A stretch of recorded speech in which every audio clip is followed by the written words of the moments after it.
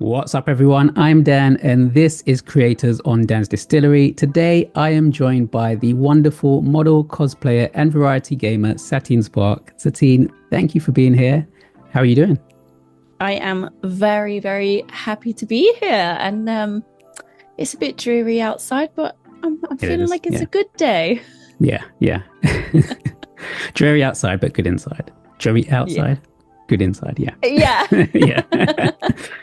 All right. So, firstly, I'm curious, where did the name Satine Spark come from?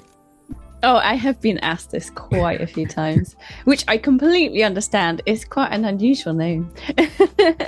So, actually, it all came from one of my favorite musicals, which is Moulin Rouge. Oh, okay. So the name of one of the characters is Satine, and I thought she was pretty cool and very sexy. So I thought, I'm going to take that name. And then when I was trying to work out, I was just going to have that name, and I spoke to other models who were like, "Oh, you need a surname so that people don't confuse you." And a lot of people played with alliteration. So we had a little play around, and I was like, oh, yeah, people say I'm a bit sparky. Let's go for that. Nice. Yeah. So how did you get into modeling, and do you feel the landscape has changed quite a bit from when you first started to where things are today? Yes, massively, actually, from my personal experience. I started quite a long time ago, over 10 years ago. Yeah. So, that was back in still the noughties. And that feels like quite a long time away now. And, that was when agencies were still very much in use. This is specifically for the UK industry. It is different still in America. And compared to like then to now, I don't really think that agencies are massively in use for kind of content creators. I mean, even the name of what we are has changed. Yeah. I think we'd be seeing more glamour models and erotic models, and now people call themselves content creators. And I think people that make content have a lot more freedom to create what they want, because it's become a lot more accessible to create content from their home. And I think that's where the biggest difference is. It was big studios where, it was still very fun, but I think it's changed from being lots of big companies to lots of just like the small person can do exactly the same thing now. Okay. Cool. And from working in this industry, what would you say has been a highlight for you? This sounds really cheesy, but it's genuinely true. It would definitely be some of the friendships I've made. Okay. Yeah. It seems to draw very unique, bubbly people, which, if you're one of those people, I think you fit right in. And it's very easy to make friends who are very honest and very open. So I think it's very easy to create very long-lasting friendships. And I can say that one of my closest friends is someone I met through the industry, who we are still in like daily contact today. So nice. It's been like an absolute pleasure finding that person. Yeah. Oh, that's great. That's great. So obviously some may know you for your modeling work, but is it fair to say that you've always been involved in cosplay and gaming side of things for some time now? So, I'd say for me, it's always been something I've enjoyed doing. It just, I think for a long time, it wasn't something that I advertised, I suppose. Gaming was my downtime for me to just have some fun on my days off. And then same with cosplay, I just do that as a little bit of, something fun, because I've always loved dressing up. But I'd say it's only more recent years where, and especially the streaming this year, that I'd say I decided to share those hobbies online. Okay. And I've seen some of your cosplays, but what would you say has been your favorite cosplay that you've done so far? and why that one? So there's not been loads of cosplays that I've actually kind of advertised, but I could easily say my most favorite one that I have worn more than once is my Cammy cosplay from Street Fighter. Mostly because it was one of the first I actually made myself, like fully made. So that was like I was quite proud of that. And also because it's just such a fun character to play. Yeah. So when you are going around conventions, people always want you to pose, and it's a lot of fun. Nice. Are you planning on doing any others? Yes. Yeah. I'm in the middle of the first steps of making a new cosplay at the moment. Okay. Which I won't say the character, but it will be from Avatar: The Last Airbender. Okay. So. All right. Well, if anyone's watching, have a guess what you think it might be. Okay, when it comes to gaming, what would you say are your go-to games, whether that's shooter, platformer, racing? What gets you going? Oh, it's definitely a little bit mood-based. But I would say there are certain game types that I tend to come back to again and again, which would probably be a good old RPG, or like an ARPG. So anything like, one of my favorites is Metal Gear Solid, for like action role play. And then games like CRPGs like Divinity, where it's a bit more, click based. And then the current one, obviously I'm quite hooked on, as most people have been watching, is Cyberpunk. So I really like something that's quite story driven. I find a lot more fun. And then when I want some kind of more, what I call less intense gaming, I can't be a good old simulator. So things like Prison Architect and RimWorld, things like that. So nice. And actually occasionally, less often, more like a grand strategy, like doing a bit of Total War. I quite enjoy Total War. All right. Nice. This is maybe a difficult one, but what would you say was your favorite series of game?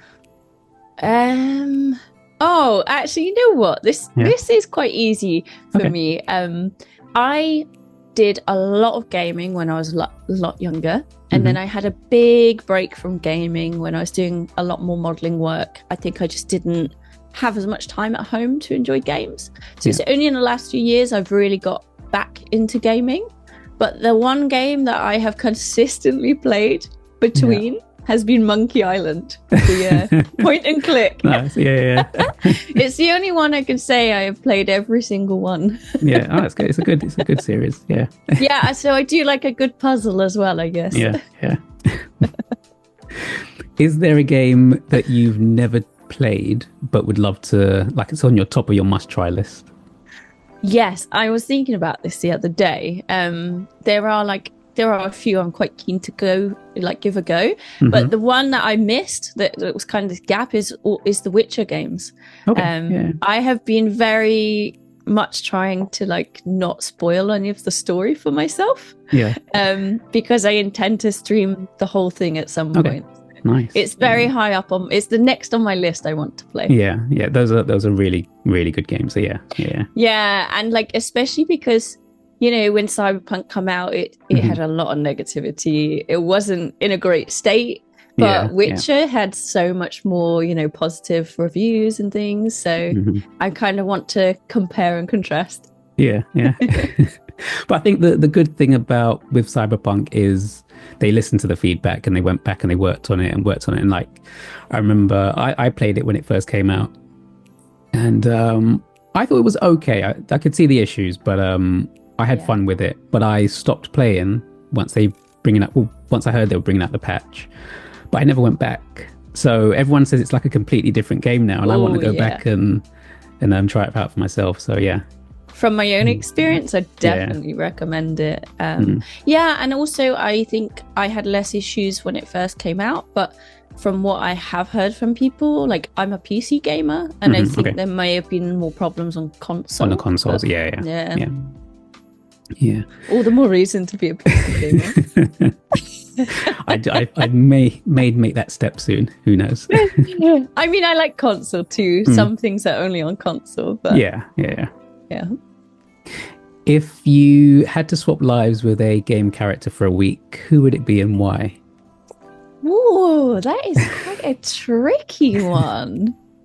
So, I suppose for a week's quite nice as well, because if it gets too much, you've only got a week. Let's go back. Yeah. So I suppose I want to avoid anything that where the world doesn't seem very, very fun. No Warhammer. That sounds a bit scary.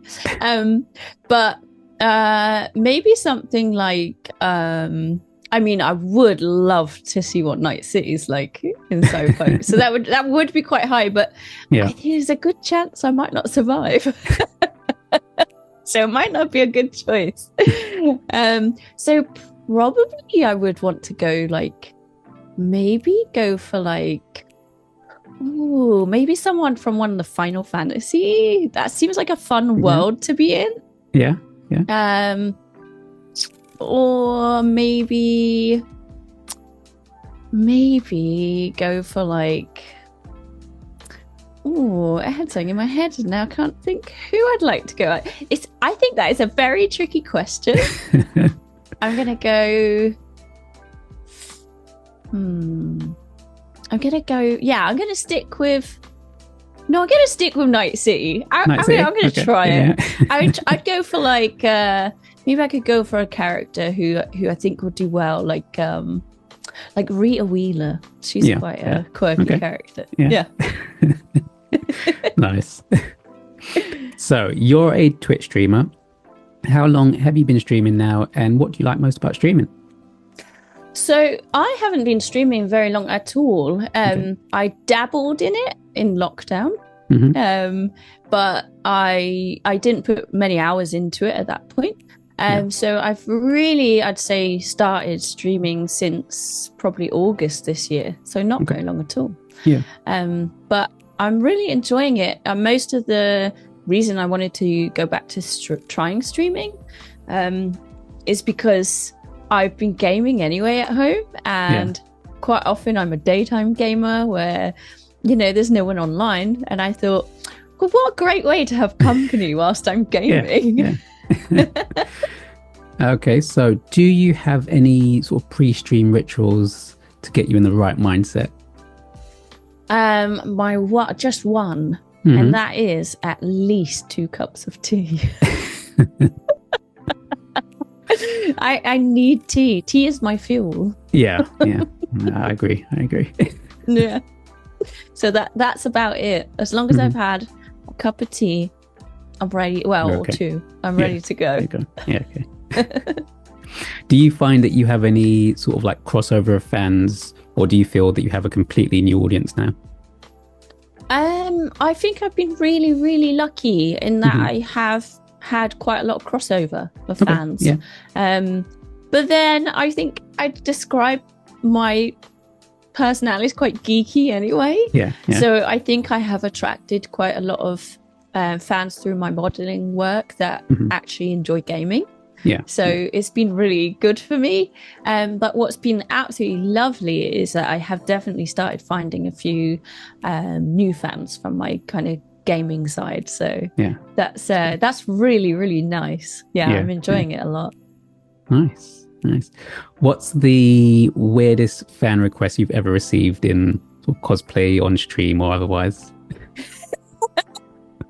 I'm not sure. There'll probably be a few I probably can't say on here. Right.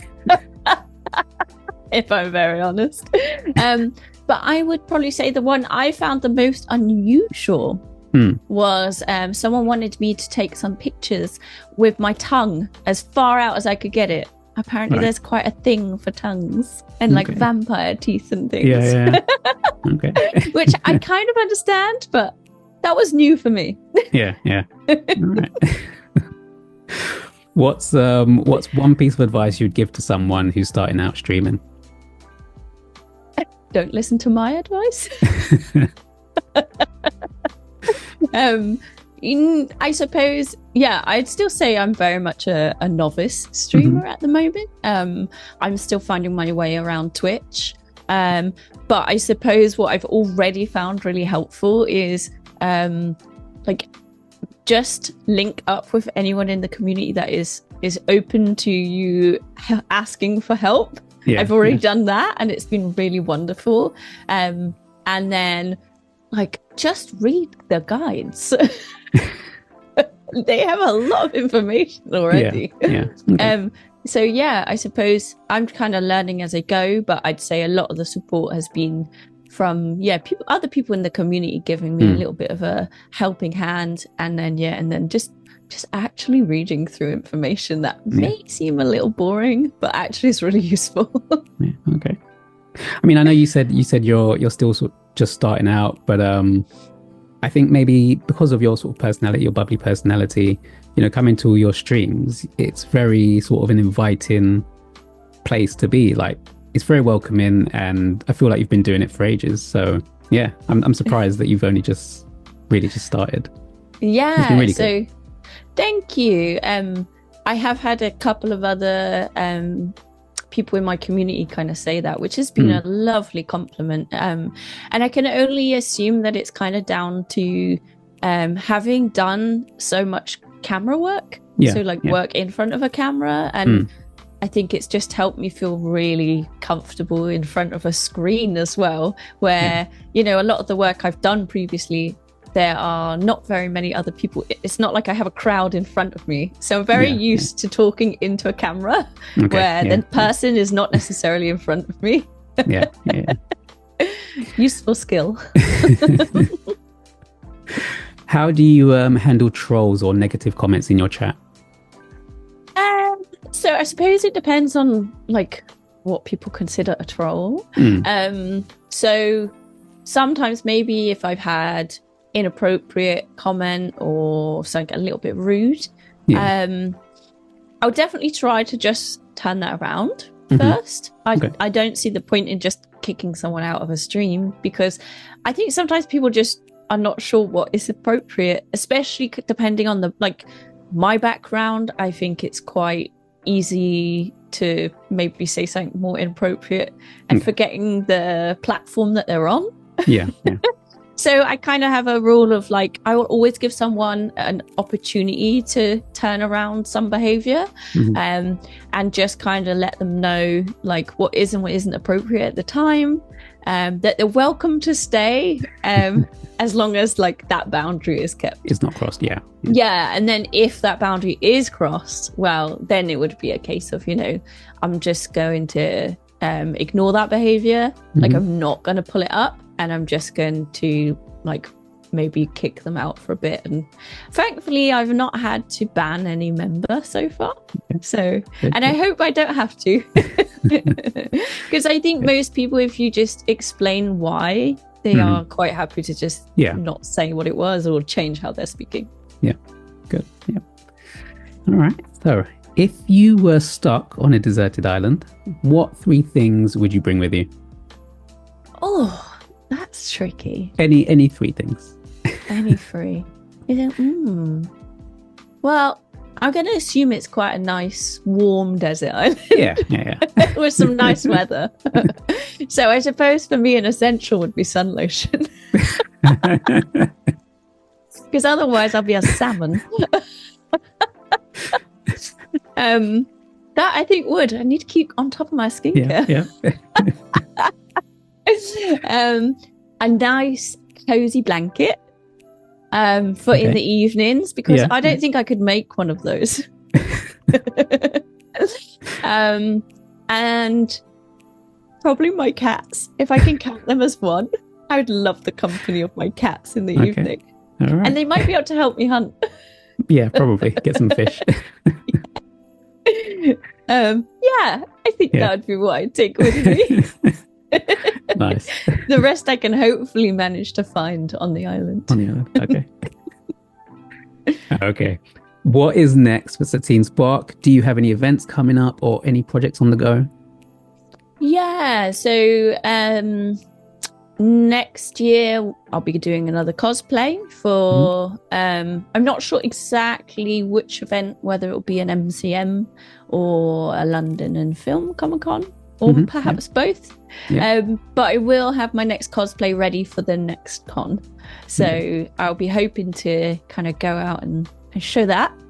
And then also, I think what I'm looking is kind of very early stages, but I have kind of mentioned it to my community, is doing some streams with friends. So other friends that have came from the industry, whether they game already or not, we might have a little bit of fun of doing like a friend stream. So nice. I think that'll be a lot of fun. Yeah. Okay, if people do want to come and check out your streams or content, where can people find you? So I would say probably the best place is on one of my social media. Probably my Instagram is the most kept up to date. And the hashtag for that is just @SatineSpark. So all of my hashtags are the same. All right. Well, I'll leave links in the descriptions below so everyone can come and check out your streams, check out your content, and that would be amazing.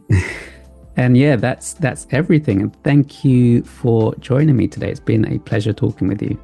Thank you so much for having me. It's been lovely. Great. And thank you everyone for watching. Don't forget to go and check out Satine's streams because they are really good. And thanks for watching, and I'll catch you next time.